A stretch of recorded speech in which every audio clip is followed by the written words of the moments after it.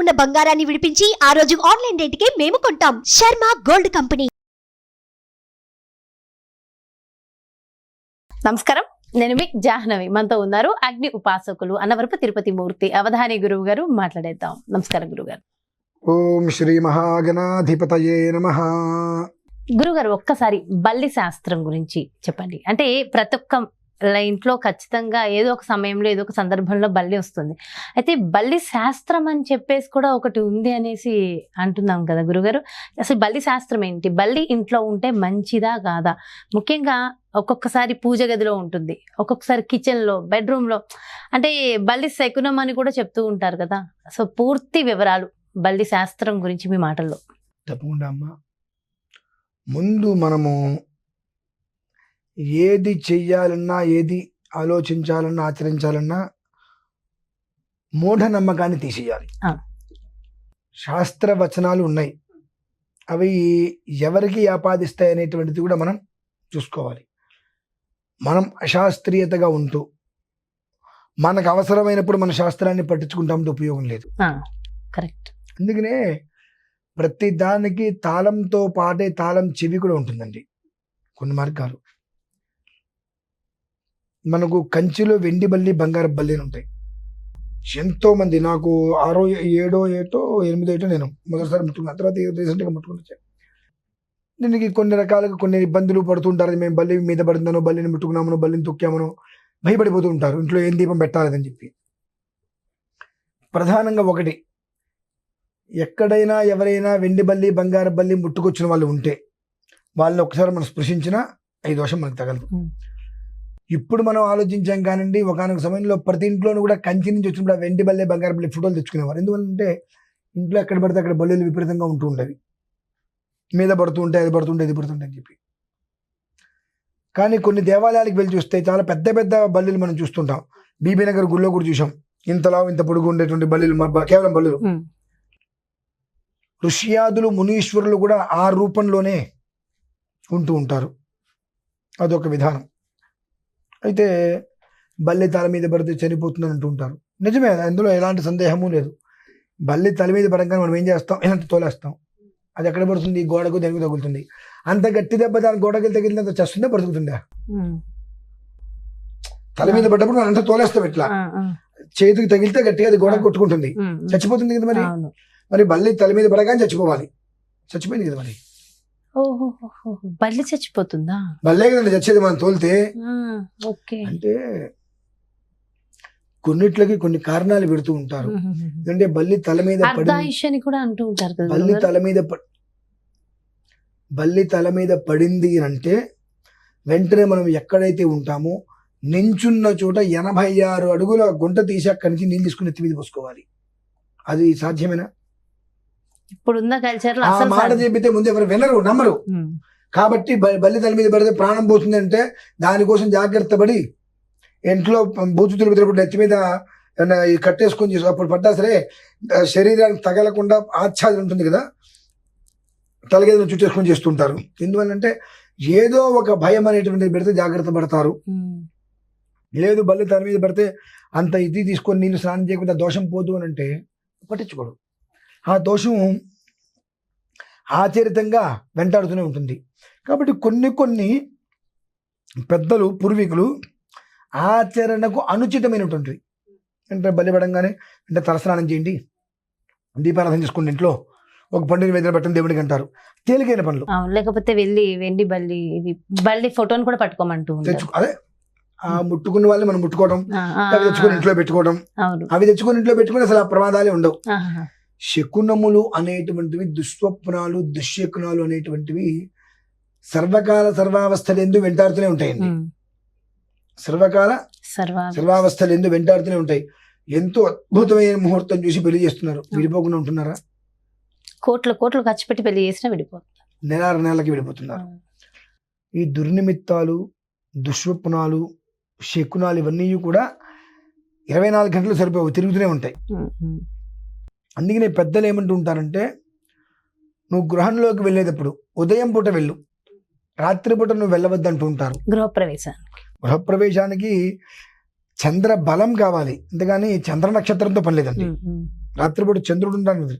ఎందుకు ఇవన్నీ పెడుతూ ఉంటారంటే ఈ వంట చేసేటప్పుడు కానీ చిన్న చిన్న ఇబ్బందులు పడినప్పుడు ప్రాణాలు పోతూ ఉంటాయి. 2, సూర్యోదయ ముహూర్తానికి బలం ఎక్కువ. ఇవి కారణాంతరాలు చాలా ఉన్నాయండి. అవన్నీ చెప్తే మన వాళ్ళు ఒప్పుకుంటారా? ఇప్పుడు చూడండి, ఉదయం పూట గృహప్రవేశం ఎవరు చేయడు. అలవాటు ఏంటి? రాత్రిపూట గృహప్రవేశం అలవాటు, రాత్రిపూట పెళ్ళిళ్ళు అలవాటు. అంటే ఏదైతే లేదో ఉండవో దాన్ని అలవాటుగా మనం చేసుకున్నాం, ఏదైతే ఉన్నాయో వాటిని మనం తీసేస్తున్నాం. ఈ శకునాలు కూడా అలానే. ఇవి బల్లి అనేటువంటిది ఇంట్లో తిరుగుతుంది, ఇంట్లో బల్లి లేకపోయినా ప్రమాదమేనండి. అవునా? బల్లి ఇంట్లో లేకపోయినా ప్రమాదం, ఇంట్లో లక్ష్యం నిలబడదు. మీరు గమనించండి, ఒక ఇల్లు కట్టేసేసి వదిలేస్తారు, గృహప్రవేశం చేయకుండా 6 నెలలు 8 నెలలు 9 నెలలు వదిలేస్తారు. ఆ తర్వాత ఇంట్లోకి వెళ్ళండి, మ్యాక్సిమం రేరు 1-2 బల్లులు ఉంటాయి, లేదంటే బల్లులు ఉండవు. వదిలేస్తారు ఇల్లు, వదిలేసి వెళ్ళిపోయి వాళ్ళు అది అమ్మడానికి ఎవరు కొనుక్కోకపోవటమో ఏదో ఇబ్బంది కలిగి వదిలేస్తారు. 6 నెలలు 7 నెలలు సంవత్సరం అయినా బూజ వెళ్తే ఇల్లంతా బూజ పట్టేస్తుంది. కానీ అయితే 1-2 బల్లులు కనిపిస్తాయి, మ్యాక్సిమం బల్లులు కనిపించవండి ఆ ఇంట్లో. ఎందుకంటే మనిషి లేని చోట, లక్ష్మి లేని చోట బల్లి ఉండదు. ఎందువల్లంటే మంత్రశాస్త్రంగా తీసుకుంటే ఋషియాదులు, మునులు వీళ్ళందరూ కూడా అటువంటి జీవరాశుల్లాగానే తిరుగుతూ ఉంటారు, మన చుట్టూతా తిరుగుతూ ఉంటారు. ఎప్పుడూ బల్లులు తొందరగా అరవవు. కొన్ని ఇళ్లలో అదే పనిగా అరుస్తూ ఉంటాయి. అదే పనిగా అరుస్తుంది అంటే నీకేదో అదృష్టం పట్టబోతుంది. ఆ అదృష్టం పట్టబోయే ముందు కొన్ని రకాల సమస్యలను ఎదుర్కోవాల్సిన పరిస్థితి వస్తుంది, జాగ్రత్త, హెచ్చరిక. బల్లి అరవంగానే నాకు బ్రహ్మాండం, అద్భుతం, మహాయోగం అనుకుంటాం. అది 2 చెబుతుంది. గమనించండి, నువ్వు హాల్లో ఉంటే అక్కడ మోగుతుంది, దేవుడి గదిలోకి వస్తే అక్కడ మోగుతుంది.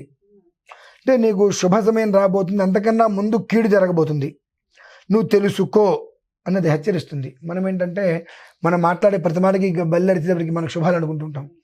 దాని భాషది నువ్వు ఎక్కడుంటే అక్కడికి వచ్చి చెబుతూ ఉంటుంది, కనిపిస్తూ ఉంటుంది. కానీ మనం ఏంటంటే అది గమనించుకోలేము.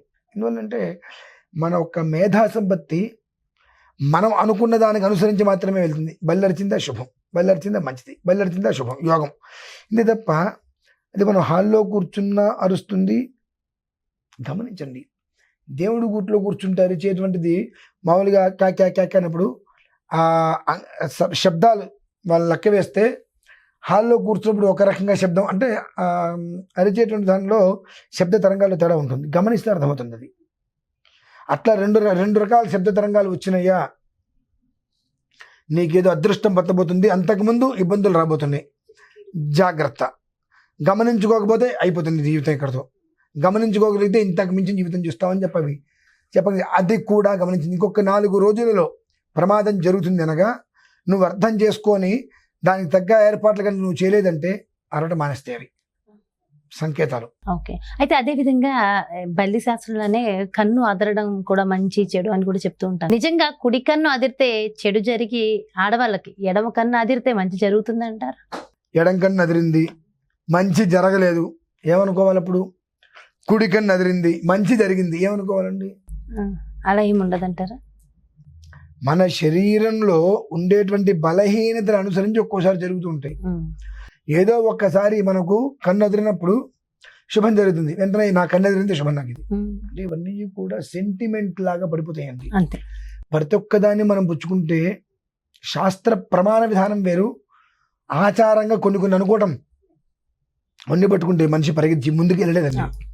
ఉండాలి, ఎంతవరకు ఉండాలి? భక్తి, విశ్వాసం, నమ్మకం ఉండాలి. అంతేగాని మూఢనమ్మకం, అంధవిశ్వాసం, మూఢభక్తి ఉండకూడదండి. మూఢత్వాన్ని వదిలేస్తే సమత్వం అనేటువంటిది ఏర్పడుతుంది. ఆ మూఢత్వంలో కొట్టుకుంటూ ఉన్నదాన్ని వదిలేసి లేని దాన్ని పట్టుకొని మనం ముందుకెళ్ళట్లేదండి. ఎంతో చక్కగా వివరించారు గురుగారు. చక్కటి విషయ పరిజ్ఞానాన్ని మా అందరికీ అందించారు. Thank you so much. నమస్కారం.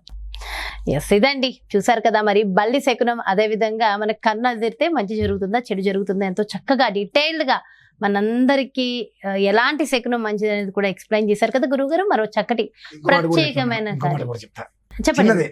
ఇందులో మనం ఇంకోటి గమనించాలి, తుమ్మితే బయటికి వెళ్ళకూడదు. వెనక తుమ్ము మంచిది, ఎదర తుమ్ము మంచిది కాదు. నాకు తెలియకూడతాను తుమ్మి దగ్గో జలుబు ఏదైనా వస్తే తుమ్ము వస్తుంది. చచ్చినవాడు తుమ్మడు కదండి, చచ్చినవాడు తుమ్ముతాడా? బ్రతుకున్న వాడికి తుమ్ము వస్తుంది. తుమ్ము వస్తే నీకు మంచి జరగదు. వీటిని మూఢనమ్మకం అనరా? వాడు తుమ్ము వచ్చింది, తుమ్మాడు, నీకోసం తుమ్ము ఆపుకోవాలి. వాడు తుమ్ము ఆపుకున్నాడు, ఆ జన్మాంతం నువ్వు సుఖంగానే ఉంటావా కష్టం రాకుండా? తాటి చెట్టు ఎందుకు ఎక్కేవారంటే దూడ మీద కోసం ఎక్కానట. వాడి నాశనానికి వీడి తుమ్మికి ముడి పెడతాడా? అక్కడ ధర్మం అండి ఇది.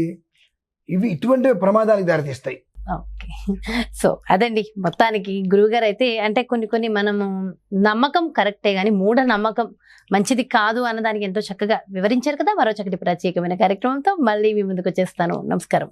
సుమన్ టీవీలో మీ పర్సనల్ అండ్ బిజినెస్ ప్రమోషన్స్ కోసం కింది నెంబర్కి కాంటాక్ట్ చేయండి.